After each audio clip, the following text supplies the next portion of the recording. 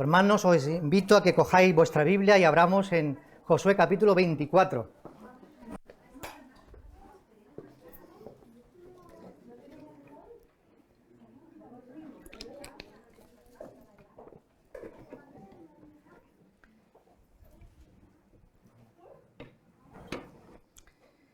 En esta mañana el mensaje tiene que ver también con la familia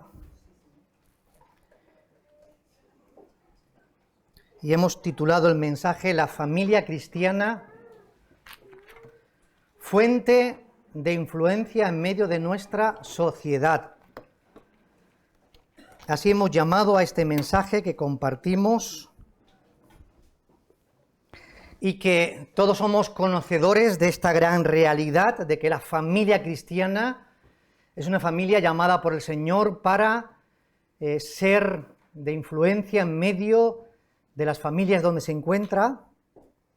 Y comienzo diciendo, ¿verdad?, que el término influencer, que lo conocéis concretamente más los jóvenes, es un término ahora muy popular que está de moda, que tiene que ver con las redes sociales y aquellos hombres y mujeres más bien jóvenes, no tan jóvenes como otros, que por medio de estos medios están ejerciendo una gran influencia a las demás personas.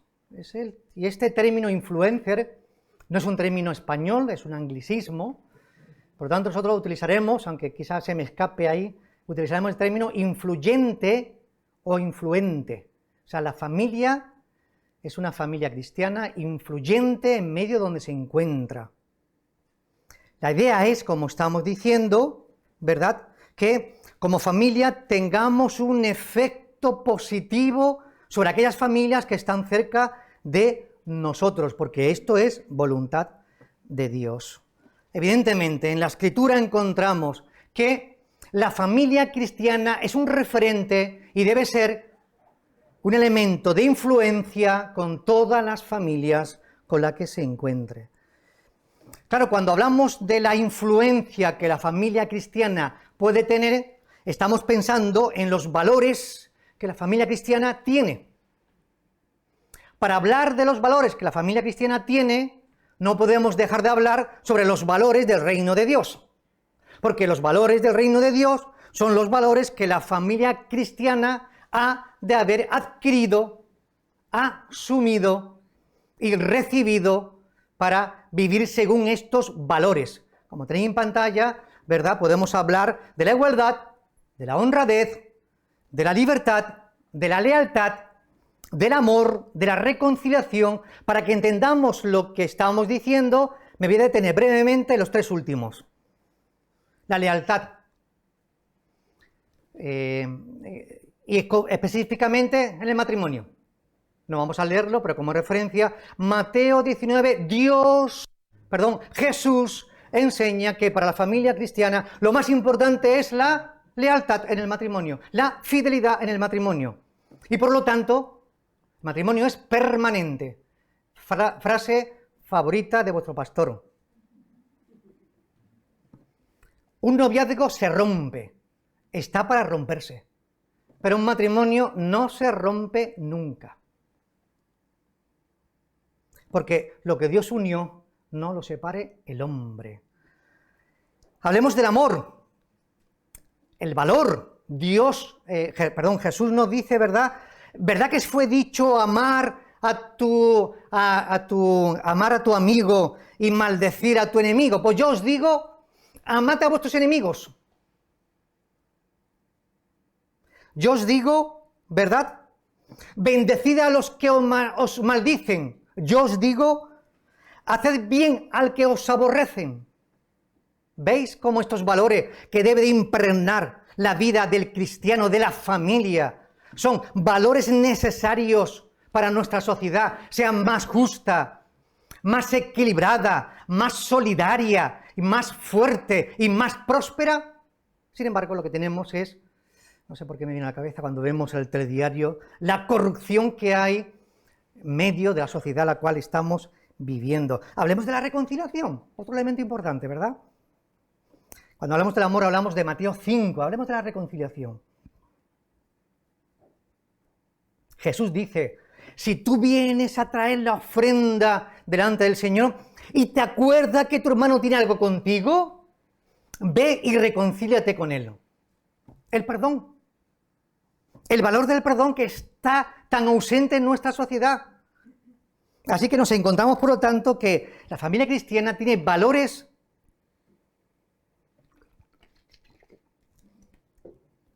que son necesarios y que debemos de compartir. Dios nos ha hecho distinto a los demás pueblos, y lo hemos visto. Estamos continuamente viendo en la escuela dominical que Dios ha hecho de su pueblo un pueblo distinto y diferente, para que Dios pueda manifestar toda su gloria y verdad a través del pueblo de Israel a las demás naciones. Dios quiere que cada familia, que la iglesia, seamos totalmente diferentes a la filosofía, como veremos a continuación, que se respira en el mundo. Tenemos el modelo de Josué, capítulo 24, que esta mañana hemos leído. Y aquí encontramos a una familia ejerciendo un modelo, liderazgo, y una familia comprometida con el Señor. Una familia de influencia. Yo y mi casa, decía Josué, serviremos al Señor. Hemos leído del capítulo 24, versículo del 14 al 18, pero vamos a hacer un breve resumen de los versículos anteriores. Mirad, versículos del 1 al 4, Josué convoca en Siquén a todos los líderes, a todos los ancianos, a todos los príncipes, a todos los jueces, a todos los oficiales, con una sola intención: celebrar una ceremonia para retomar el pacto con Dios y renovar el compromiso con su Dios. Y Josué tiene en mente su familia y también quiere que como pueblo, como comunidad, se renueve el pacto de compromiso con Dios, porque cada familia, en la cual también posiblemente Josué está pensando, también cada familia reciba y entienda que esto es un compromiso también de la familia con Dios, no solamente a nivel comunitario, sino también a nivel más personal, familiar, como veremos a continuación. Versículo 3, Josué relata, ¿verdad? Y comienza relatando cómo una familia fue objeto de la gracia, el perdón y la misericordia de Dios. Abraham. Dios eligió a Abraham y su familia, Fare, su padre, su esposa, era estéril, y el resto de sus pertenencias y ganado y siervos, ya que Abraham era un hombre adinerado, ¿verdad? Dios lo sacó de Ur de los Caldeos, donde se practicaba, como en todo lugar, la idolatría, muchos dioses. Dice el texto que Dios sacó a vuestro padre Abraham como familia para liberarlo de aquella atadura, de aquella filosofía de dioses paganos. Y comienza de esa manera. Vuestros padres servían, ¿verdad?, a esos dioses. Y por lo tanto habla de la obra de Dios, comenzando con esta familia, cómo los llevó. Y luego hace un repaso, versículo 4 al 13, que desde Abraham, que tuvo Isaac, de Isaac, que tuvo dos hijos, Jacob y Esaú, y con Jacob, todos sabemos que con 70 personas entraron en Egipto, allí estaba José, y 70 personas, Dios lo multiplicó, demostrando una vez más la fidelidad de Dios con el pueblo, y fue tan numeroso que Faraón tuvo tanto miedo que subyugó a este pueblo y lo convirtió en un pueblo esclavo. Esa es la descripción que tenemos, ¿verdad? Una descripción histórica de cómo Dios ha ido salvando, guiando, protegiendo, prosperando, no olvidemos esta parte, como veremos también, y llevando al pueblo, a esta familia, a estas familias, hasta Canaán. Y eso es lo que estamos viendo en esta mañana. Hemos visto la escuela dominical. Por lo tanto, Josué está recordando la fidelidad de Dios en el pacto. Dios pactó con el pueblo en el Sinaí estas virtudes, ¿verdad? Esta actuación de Dios con ello. ¿Y qué era lo que ahora Dios esperaba del pueblo? Versículo del 14 al 28. Vamos a verlo a continuación. Es el texto que hemos leído y vamos a detenernos para verlo.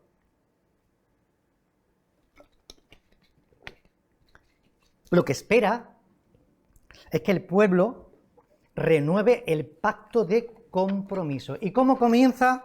Versículo 14. Josué presenta 3 exigencias muy claras. Temed a Dios, servid a Dios, quitad de en medio de vosotros los dioses ajenos. 3 imperativo que indica 3 grandes verdades. Mirad. Y estas 3 peticiones, exigencias de Josué, están relacionadas unas con las otras, como veremos a continuación. Primera exigencia, temor a Dios. Que el pueblo tuviese miedo de Dios. No se trata de eso. Término en hebreo, en este sentido, en este contexto, temor significa respeto al Dios, reverencia a Dios y por lo tanto obediencia a Dios. Esa es la idea. Que obedezcáis a Dios. A Él y a sus mandatos. Y Moisés ya había escrito, como hemos visto, todos los mandamientos, todas las leyes, todos los estatutos, todas las ordenanzas que el pueblo debía de saber y comprender y vivir. Ahí lo tenemos. Es decir, que lo que Josué está pidiendo al pueblo, ¿verdad?, es que el pueblo viviera de tal manera que viviesen teniendo como centro en su vida a Dios. Y por lo tanto, Josué lo que quería, que cada familia importante tuviera en su vida como centro a Dios en obediencia absoluta a sus mandamientos y ordenanzas. Cada familia debe tener esto claro. ¿Recordáis el Shema? Deuteronomio capítulo 6. Oye Israel, el Señor uno es. Llamarás al Señor con toda tu fuerza, con todo tu corazón, con toda tu alma, y repetirás a tus hijos esta enseñanza. Cuando esté de noche, cuando sea de noche, cuando sea de día, cuando esté en el camino, cuando esté por la mañana, constantemente los padres tenían la responsabilidad. Escuchen bien. Los padres tenían, Shema, la responsabilidad de enseñar a sus hijos el temor a Dios, la obediencia a Dios. Segunda exigencia, servir a Dios. Ellos sabían lo que implicaba servir a Dios. ¿Por qué?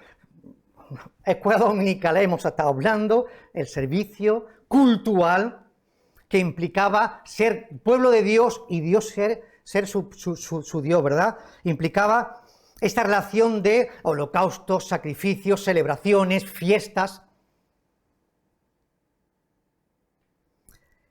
Celebrar todos estos actos, ¿verdad? Ellos lo sabían. Y por lo tanto implicaba fidelidad a Dios. La idea era, servir a Dios significaba servir a Dios a través de estos actos cultuales, pero no practicando otros cultos a otros dioses. ¿Ve que tiene sentido? Implicaba, repito, fidelidad al Dios único. Y se demostraba estando en el culto, ofrendando, sacrificando, celebrando la fiesta, etcétera, etcétera. Es decir, servir a Dios significaba dedicación exclusiva a Dios. Dedicación exclusiva a Dios. Es decir, que Dios no se podía compartir, como veremos a continuación, es la idea, con otros dioses. Ya lo tenemos en el Nuevo Testamento. Dijo Jesús, no se puede servir, ¿verdad?, a 2 señores. ¿Por qué no se puede servir a 2 señores? Amarás a uno, ¿verdad?, y aborrecerás a otro, o bien estimarás a uno y despreciarás a otro. No se puede servir a Dios y a la riqueza. Palabra de Jesús. Eso es lo que está diciendo aquí. No se podía servir al Dios Yahvé y servir a esos dioses paganos con esos cultos de idolatría, etcétera, etcétera. Los padres, por lo tanto, tenían que ser ejemplos, ¿verdad?, Los padres tienen que ser, por lo tanto, ejemplo de adoración al único Dios verdadero. Retomo la primera idea, que luego hablaremos un poquito de eso, ¿verdad? Los padres son responsables de enseñar el temor a Dios. Y ahora, los padres son responsables de enseñar a sus hijos la fidelidad a Dios, la lealtad a Dios, la fidelidad a Dios, y por lo tanto, en el culto, único culto a Dios, no a los demás dioses, ¿verdad? Por lo tanto, estamos diciendo que los padres sabían las prácticas cultuales, cuáles son las que debían de practicarse y cuáles eran las que no se tenían que practicar. Quinta exigencia: quitad de entre vosotros los dioses ajenos. Claro, cuando Josué le está pidiendo a todos los presentes que quiten de en medio los dioses ajenos, es que todavía la cultura estaba entre ellos. Aún estaba presente esta cultura de culto a dioses ajenos. Dice el texto: ¿qué dioses? Los que adoraron vuestros padres al otro lado del río, Mesopotamia. Y lo que adoraron vuestros padres en Egipto. Recordad que tenemos una relación de dioses. Y además estaban en un campo minado, es decir, no solamente que se deshaciera de los dioses de sus padres, que por cierto había permeado la cultura de ellos. Lo que un hijo ve en su padre, esa es la idea, es lo que hace. Si un padre enseña, en este contexto, el padre enseñaba a sus hijos que había que adorar a Yahvé y veía a su hijo yendo a un culto pagano, lo tenemos ahí. Por lo tanto, los hijos habían recibido ¿os suena esto? Verbalmente que el único Dios verdadero es Yahvé, pero en sus padres habían visto que ni fli ni fla, ¿verdad? Que estaban practicando un culto a los paganos. Esa es la idea, ¿verdad? Esa es la idea. Estamos diciendo que el campo minado era lo que traía y cómo se presentaba. En Canaán había, como lo sabemos también, muchos dioses también. Baal, ¿os suena? Asera, Astartet, ¿os suena? Todos esos dioses, donde el mundo conocido le daba autoridad o pensaban que todo lo que ocurría en el mundo era consecuencia de estos dioses. Por lo tanto, teníamos que tenerlo calmados, ofrecerle sacrificio para que nos pudiera bendecir. Los dioses son dioses, los ídolos son ídolos, y eso ni pinta ni corta. Pero depende de ti, depende de la persona, el poder que le ejerza a ese ídolo, ¿verdad? Bueno, vamos para acá. Es decir, que estamos diciendo que sus antepasados, también sus padres, habían practicado esta idolatría a los dioses paganos. La contradicción: padres enseñando del culto a Yahvé y padres haciendo otra cosa distinta. Es decir, estos hijos habían absorbido la cultura de sus padres. La influencia parental era presente, estaba presente. Por lo tanto, Josué, como sabe todo esto, Josué tiene muy claro que no se puede temer a Dios, obedecerle. No se puede servir a Dios si uno no quita los dioses ajenos. Ahí está la relación que existe. Las creencias recibidas de sus padres, de sus abuelos, de sus tatarabuelos, estaban muy presentes en esta nueva generación. Y a Josué, que está en este acto de celebración, exige en este pacto la renovación por parte de todos los presentes, ¿verdad? Y Josué lo hace colocándose él en cabeza. ¿Cómo lo dice? Versículo 14: yo y mi casa serviremos al Señor. Ya Josué, como cabeza de familia, había decidido junto con su familia el compromiso de temer, de servir y de quitar los dioses ajenos. Yo y mi casa serviremos a Dios. Una forma de entender este compromiso que ya estaba muy presente en este hogar. Pero ahora él lo expresa, versículo 15, lo expresa para que también ellos decidan. Los demás tienen que decidir también. Josué exige exigencias, que también ellos decidan renovar el pacto o no. ¿Firmarlo o no firmarlo? Versículos del 16 al 18. ¿Qué encontramos ahí? Responden: nosotros no dejaremos a Dios. ¿Sabéis por qué? Responden. Y razonan. Porque reconocen que Dios ha liberado a sus antepasados de Egipto. Porque Dios en el camino nos ha guiado con muchas señales. Lo están reconociendo, esos que están allí presentes. Porque Dios nos ha protegido de los demás. Dios nos ha dado la provisión hasta el día de hoy. Esta mañana decíamos en la escuela dominical que Dios proveyó del maná diariamente hasta que entraron y cruzaron el río Jordán. Interesante. Al cruzar el río Jordán, el maná cesó. Y comenzaron a tomar y a comer de la fruta, de los recursos de la tierra. Interesante, ¿verdad?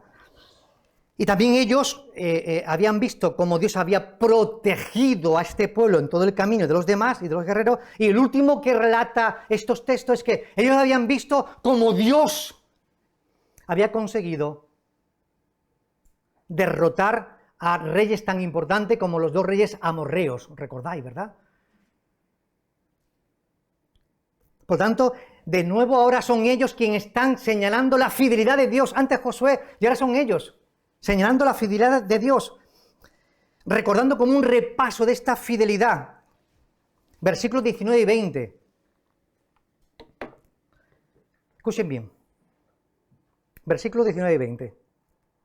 Josué explica las consecuencias de romper el pacto. Somos capaces de entender esto, Señor, ayúdanos. Porque mira lo que viene a continuación. Repito la idea. Josué tiene muy claro que el pacto, si se rompe, textualmente, si abandonáis a Dios, hay consecuencias muy graves, muy severas. Así lo describe el texto bíblico. Él se volverá... Es que yo hablo con las manos.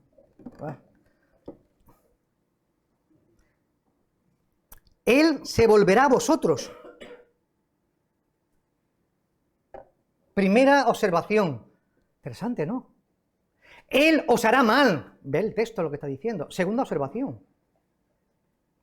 Él os, ¿cómo dice?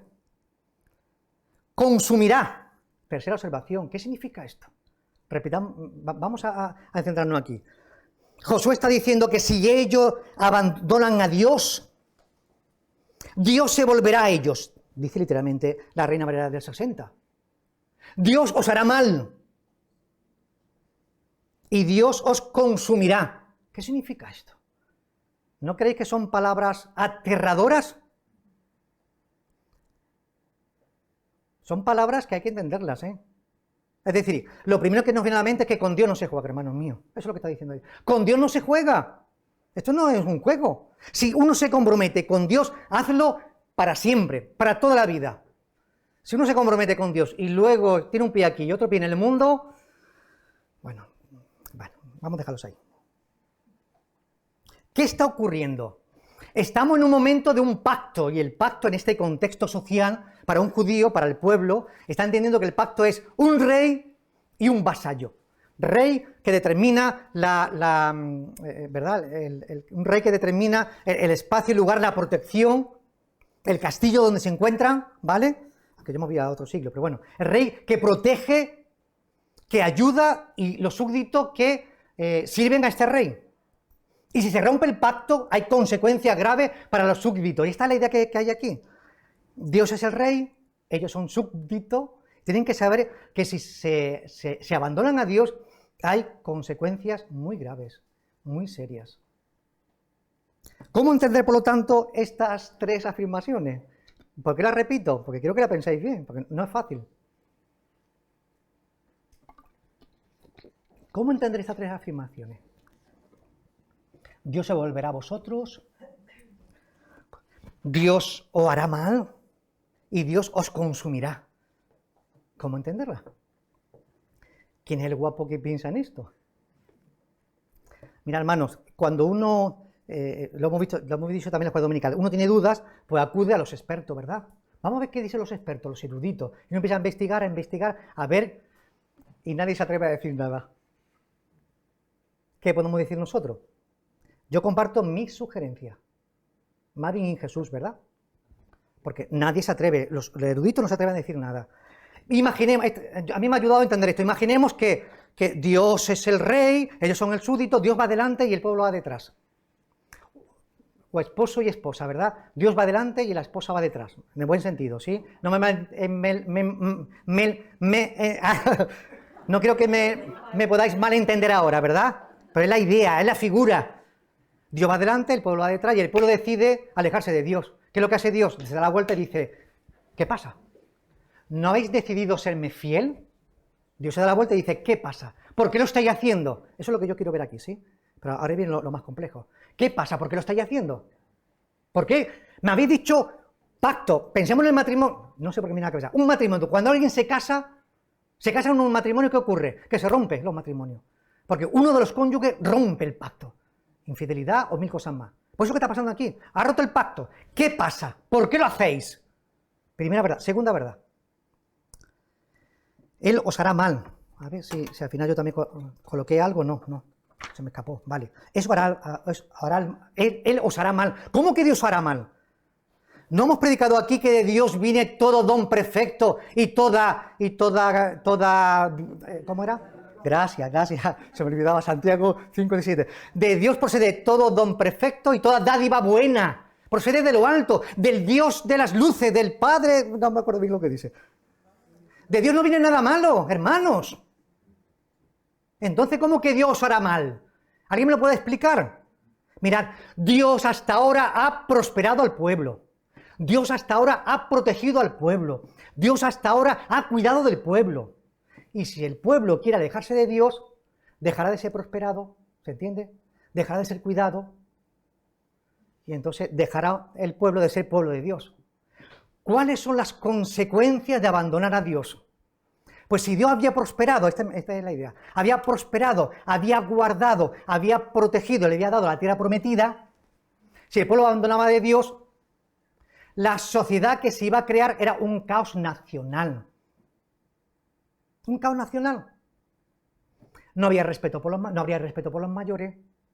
Recordad que hablamos también de la balanza en la escuela dominical, cuando pese algo, que la balanza sea justa y no. Es decir, si el pueblo abandona de Dios, el pueblo se corrompe. Y un pueblo corrupto, ¿a qué lleva? A un caos nacional. Problema entre la familia, problema con los líderes, de eso estamos hablando. Es como si Dios no actúa en este pueblo y al pueblo le viene todo lo que hay en muchos lugares y naciones de corrupción, porque no tienen en cuenta a Dios. De eso es lo que estamos hablando. Una nación corrupta, de engaño, de mentiras, de eso estamos hablando. Y Él os consumirá. Y entonces esta parte, ¿cómo podemos entenderla? Bueno, recordad que Dios una y otra vez a través de los profetas comenzó Dios a exhortar al pueblo y el pueblo de Israel se dividió en dos, ¿recordáis? Norte y sur. ¿Sabéis que en el año 722 el norte desapareció? Fue extinguido. ¿Y sabéis que el sur en el 587, Judá, fueron llevados deportados a Babilonia? Ahí está. ¿Veis lo que ocurre? Ahí está. Bien, sigamos, que yo creo que ya se me ha ido aquí. Ya se me ha ido, ahora se me ha ido la idea. Mirad, hermano, versículo 21-22.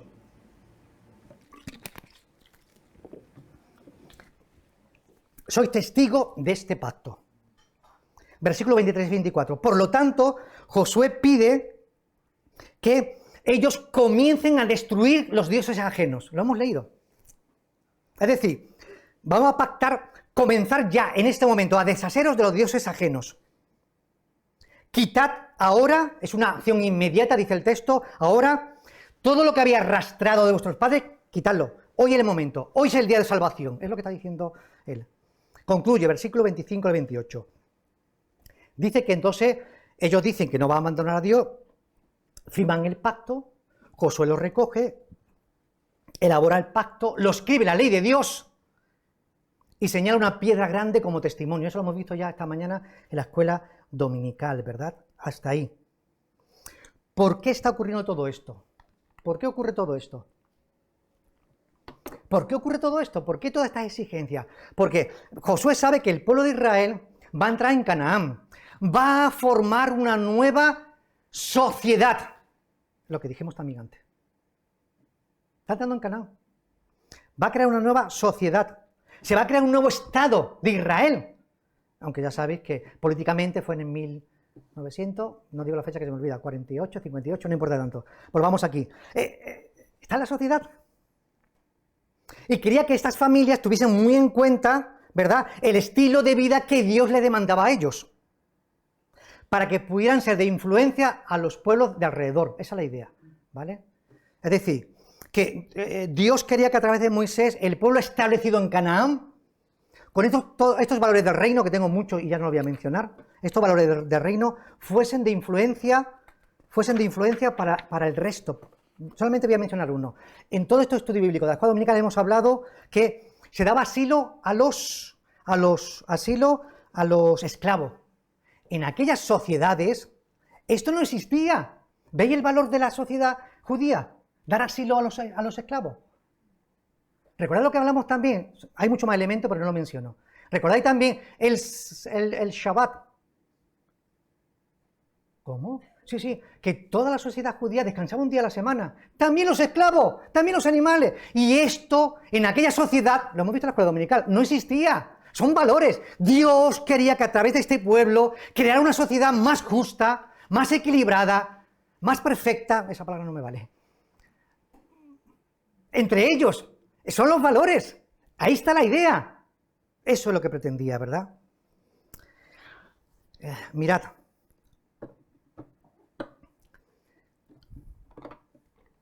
Sugerencia mía. Tomadla como una sugerencia, ¿verdad?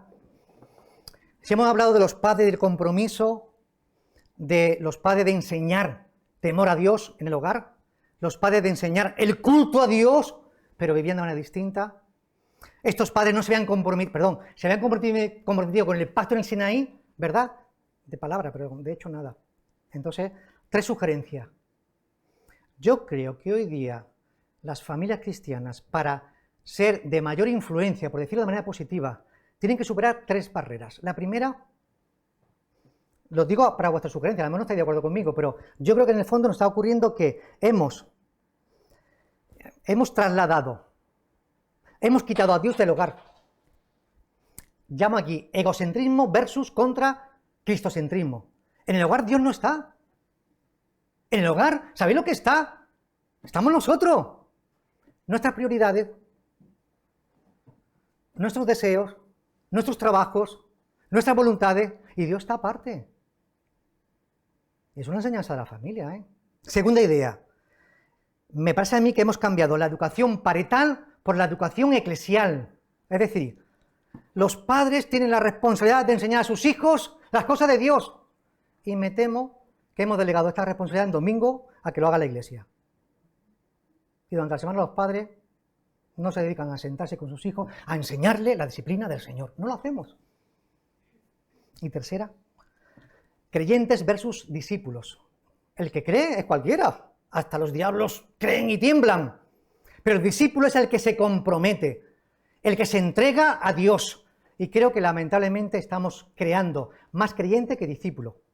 Los creyentes son los que vienen a la iglesia, se van, vienen, pero no están comprometidos. No están comprometidos. El verdadero discípulo es el que se compromete con su Señor, ¿verdad? Así que yo lo coloco como sugerencia y termino. Hermanos, ¿podemos ser de influencia? Sí. Tenéis tres hechos ahí, que lo voy a describir muy brevemente. Influencia en el hogar, influencia en la iglesia, influencia en la sociedad. Eunice y Loida fueron de influencia para Timoteo. Ahí tenéis el texto. De tal manera que Timoteo, que había conocido la Escritura desde la niñez, era un corazón abierto a la obra de Dios. Llegó Pablo, le habló del Evangelio, se convirtió con Pablo y luego fue hasta ministro, fue pastor. La influencia, y eso tiene que ver con la influencia de la madre y de la abuela sobre Timoteo. En la iglesia, Filemón, siempre nos acordamos de Filemón como el que ayudó a Onésimo. Pero es que dice Pablo en Filemón, que está ahí el texto, siempre me acuerdo en oraciones de tu casa y de ti, Filemón, de la fe que tiene en Dios y del amor que tiene a todos los creyentes. Filemón, que era un hombre adinerado, con una gran casa, una iglesia que se reunía allí, había influenciado en la gente de la iglesia, con amor. Y en tercer lugar, y terminamos, ahí tenemos, ¿verdad?